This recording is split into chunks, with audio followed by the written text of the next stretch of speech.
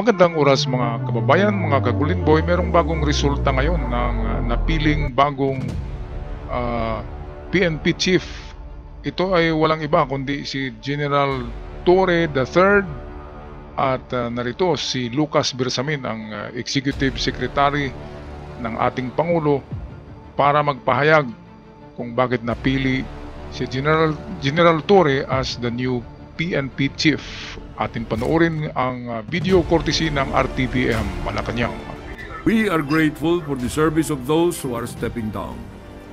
A smooth transition is being implemented to ensure continuity and stability in their respective institutions. Incoming PNP chief is Police Major General Nicolas D. Torre III. The turnover of command will happen June 2nd. We are grateful for the service of those who are stepping down. A smooth transition is being implemented to ensure continuity and stability in their respective institutions. This effort is the President's commitment to a government that works fast, delivers results, and meets the expectations of the Filipino people. Ayan, so wala namang question dyan kung bakit nahalal o bakit napili si General Torre. Walang question kung bakit nahalal si General Torre dahil sa maganda naman ang performance na naipakita nito sa kanyang mga task na binigay sa kanya. Lahat ay accomplish. Mayroon lang akong katanungan kung anong pwesto ang ibibigay sa lumabas na dating PNP chief, di ba? Ano kaya ang trabaho niya? Kasi hindi naman pwedeng tanggalin lang yun kasi maganda naman ang performance, di ba? At pro administration naman si General Marbel. Kaya kudos at congratulations kay General Torre, ang ating Dragon Slayer. Tatlo na dalawang malalaking dragon, isa yung Diyos na dragon, di ba? Ang kanyang nahuli si Kibuloy, at isang Dragonyo na may edad na, di ba, yung isa. At mayroong pangatlo ngayon na hinahanap. Atin na lang yun antayin. In the meantime ay mayroong mga katanungan dito sa press briefing nito ni Executive Secretary Lucas Bersamin. Merong dalawang reporters dito na nagtatanong sa kanya at yun ang mga katanungan na malimit itatanong kung bakit nahalal napili si General Torre as the new PNP chief.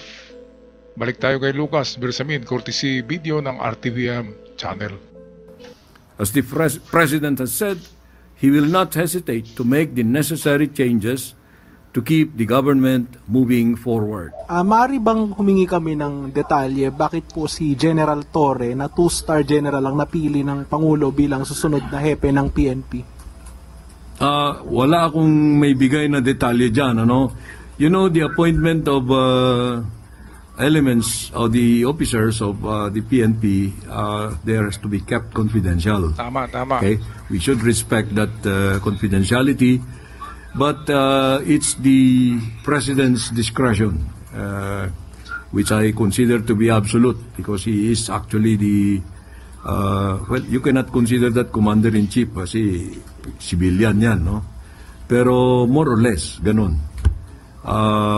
No one can question the use of that discretion, call it inscrutable.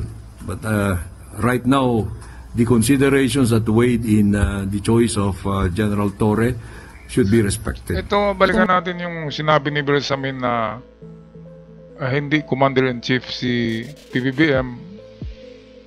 By the way, lahat ng presidente ng Pilipinas, dahil presidente ka, ay ikaw na yung chief commander ng buong puwersa. Ang presidente ang pinakamataas na ranggo dahil nga nahalal at presidente at meron siyang diskresyon katulad ng pagpili ng kanyang gabinete at pag-appoint ng mga bagong pag-appoint din ng mga opisyalis ng gobyerno na katulad nitong Chief PNP na papasok na si General Torre III. Dito merong merong uminit ang ulo konti ni ni Bersamin, ni Lucas Bersamin, dahil sa itong isang reporter dito na babae, ito rin yung palaging nagpapainit sa ulo ni Attorney Claire Castro, ang PCO Undersecretary. Walang iba na reporter, ito lang talaga kakaiba yung mga tanong niya Talagang napaka-imposibleng mga tanong. Kaya talagang medyo iinit ang sasagot dito. Ito pa, pakinggan natin mga kababayan. Yun po, ES. Yung pong pagkaka-appoint ni General Torre, naasahan po ba na magkakaroon ng mga demoralization or sa hanay po ng PNP yung pagkaka-appoint po sa kanya ng Bakit Pangulo?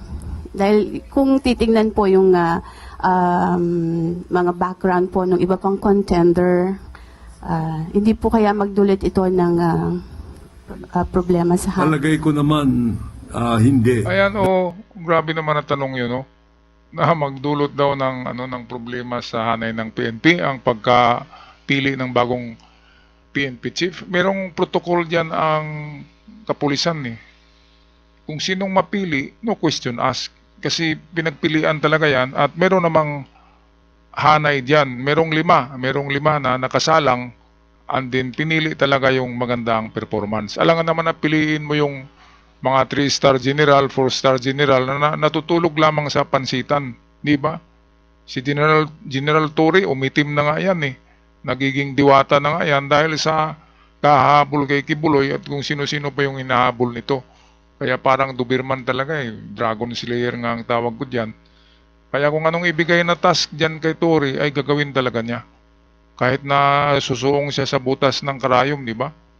Yung mga tunnel ni Kibuloy, pinagpapasok niya Kaya nga, nasukol si Kibuloy dahil kay General Torre. Kung ibang tao yun, di ba? Ibang general, ay hindi na.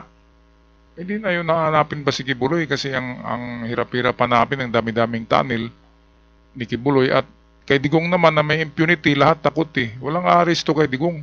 Tanging si General Torre ang may makapal na balat. Siya yung nagsabi, ang kapal-kapal na ng balat niya sa kakahabol dito kay Digong. Kaya ito tuloy, ang promotion niya, ay ito na yun. Ito yung reward. Pag-appoint sa kanya na Chief PNP, pinakamataas na ranggo ng isang pulis. Kaya kudos, congratulations kay General Torre III. Balik tayo kay Lucas Bersamin. Dahil professional yung mga hanay ng kapulisan. They're all very great professionals. They're very decorated individuals. So they just follow what the Commander-in-Chief or what the President desires. So hindi po naman ito reward sa kanya, another reward ng Pangulo, yung kanyang Alam mo, lahat ng promotion reward yan, But most promotions are given on merit. So let us assume that this was given on merit because, it was not an easy decision on the part of the President. He considered, to my recollection, 5 names. And you must probably have an idea of who those 5 were. But as of this time, the decision was already made and it favored Police Major General Torre. By the time he accepts this appointment, he will have the 4 stars. That is the regulatory rank. Ayan, so supalpal tong Eden ang pangalan ng newscaster na nagtanong kung bakit napili ang 2-star general at hindi ba ito daw mag-cause ng chaos sa hanay ng PNP. Kaya ito, supalpal siya sa sagot ni Lucas Bersamin na ang pag-appoint kay Torre ay yan na yung parang reward sa kanya, promotion nga kaya na-promote dahil mayroong magandang ginawa para sa gobyerno. Alright, maraming salamat sa lahat sa panonood at kudos kay General Torre III, ang ating bagong PNP Chief. Nako, ay matatakot dito si Bato kasi susunod na aristuin ay si Bato daw eh. At ang aristo na naman kay Bato ay si ano na naman, si General Torre. Kaya medyo hindi maganda na balita ito para sa mga Duterte. Lalo na kay Baste, na sinabi ni Baste na sasamparin niya si General Torre sa Davao. Pero hindi niya nagawa eh. Lalo na ngayon, Chief PNP na, sasampalin niya. Di ba kaya medyo tinik sa lalamunan to ng mga Duterte itong pagmumuka ni General Torre na tinatawag ng mga DDS na diwata. Grabe naman, no? Ikinumpara pa naman yung diwata sa isang general. Alright, maraming salamat mga kababayan, mga ka-Golden Boys. Sa mga bago pa lamang, huwag kalimutan mag-subscribe sa ating channel at sa aking mga avid followers. Maraming salamat sa lahat. Hanggang sa muli, paalam.